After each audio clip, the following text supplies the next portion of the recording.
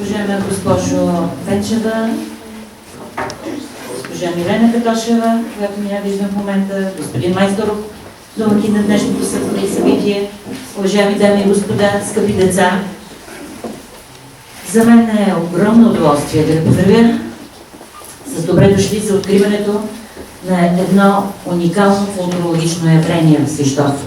Това е юбилейно числото на Националния литературен музей. Искам да благодаря за няколко неща. Първо от свое име и от името на колегите от Литературния музей, които сме тук, и на нашия директор, да благодаря на господин Виктор Майсторов за това, че първо е отворил сърцето си широко за изкуството и културата и второ отвори широко своите вратите на КСБ, за да можем да експонираме тази изложба.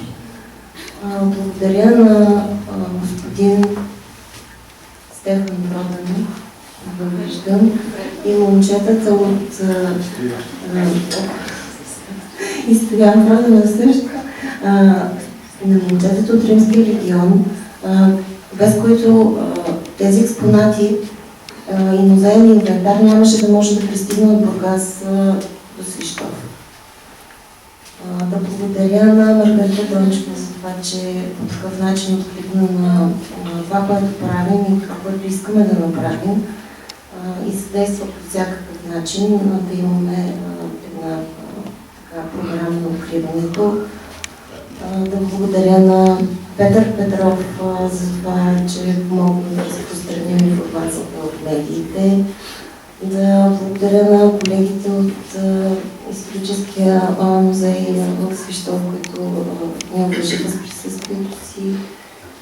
И благодаря на целия екип тук и на Каза Верде. Няма да изброявам имената, или може би трябва, и на Поли, и на Миро, и на Дани за цялата отзивчивост, която проявиха през тези дни и помощта, която накараха. И да направя спира с благодарностите. Да направя сега едно съобщение. След като разгледате изложбата горе, можете да се върнете тук, който желае. Ще представим един филм около половин час за писателското кафе Царство победител в столицата, документален филм. И така.